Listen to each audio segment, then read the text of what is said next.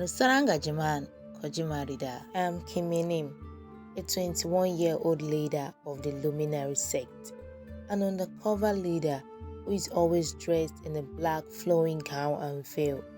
I am known to be a brutal leader who doesn't let go of whoever crosses my path. I have been ruling my sect since I turned 15. I had no one to rely on or call a loved one since I was taken away from my dad.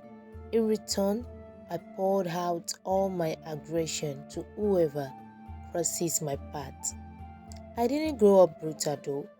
I was a lively little daddy's girl who was the center of attention of her dad.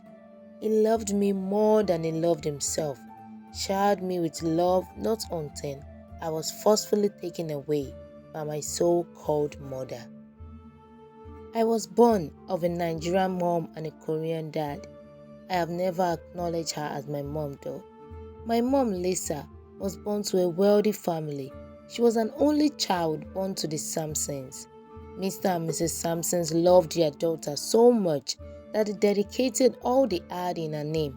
All their companies, businesses and shares home and abroad were all in her name.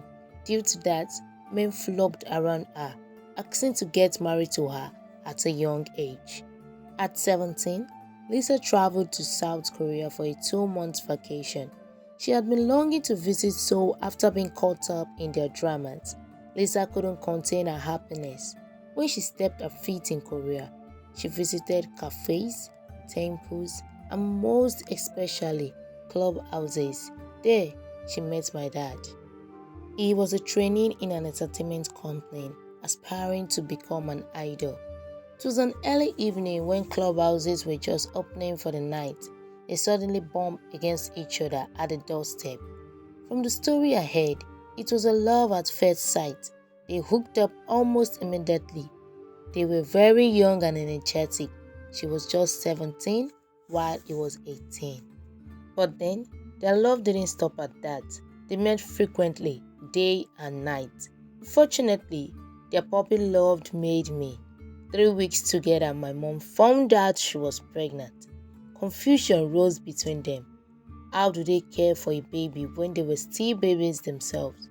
My dad had to pursue his dream of becoming an idol without a scandal. But then, my mom wanted to keep the baby, which is one thing I am most grateful to her about. She gave me life. She kept it a secret from her family, extending her vacation. Her family were worried and wanted their princess home. After about 5 months, Mr. and Mrs. Sampson traveled down to South Korea to visit their little one without informing her. They were so shocked to meet her with a swollen stomach. Is this why she refused to return home? Her mom cried her eyes out, while her dad was ready to devour my dad. That same day, they made a deal with my dad. They agreed to let her have the baby on 3 conditions. It must be kept a secret even from his parents. She would have the baby in Korea but be moved back to Nigeria after birth. Lastly, he is not allowed to come close, see, talk or ask about the child until the baby turns 8. Even at that, the baby would remain in their custody. I don't know if he was stupid to accept this condition or not, but I'm pretty sure he was also trying to save his head and more importantly, his career. After all, the kids get to suffer and pay the price of their parents' broken relationship. Back to me, I lived my first 3 years in Nigeria, showered with affection from my mom, excluding her family members though. Her parents resent me, not wanting to see me. I did think within me, Omanon, Narusarangajiman, Kojimarida. However, everything came crumbling weeks after I turned 4. My mom got married to a rich family's friend. Guess what? I was sent to an orphanage home. I remembered screaming and running after my mom's family car in tears, begging for her to take me along, but they never looked back. That little 4-year-old Heenim was left all alone. Life went on. My mom got married. I got used to the orphanage home. I made new friends. I just started living life as it is.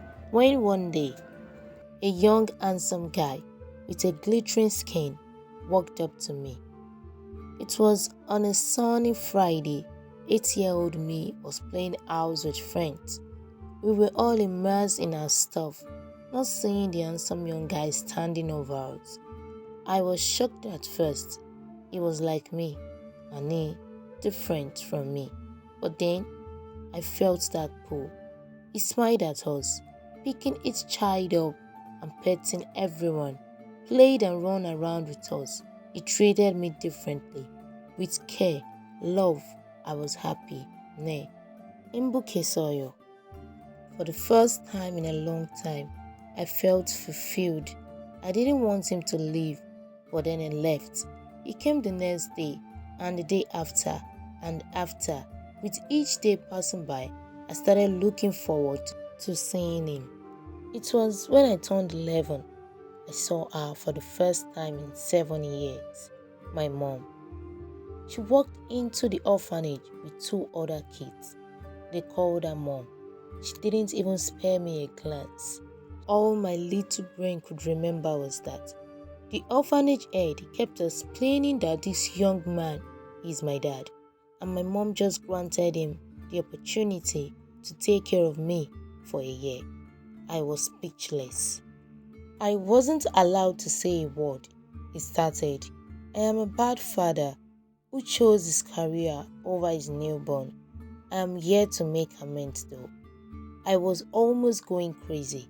I have a dad. He's been with me for years. Someone actually loves me. I am living with my dad. Shouldn't I boast about this with friends? But I was living. That's all that matters. Finally, a shoulder to cry on. I didn't know when we arrived in Seoul. I was asleep, and for the first time in a long time, I had a beautiful sleep. A little family was waiting for us at the airport. A lady in her early 50s and a man in his late 50s.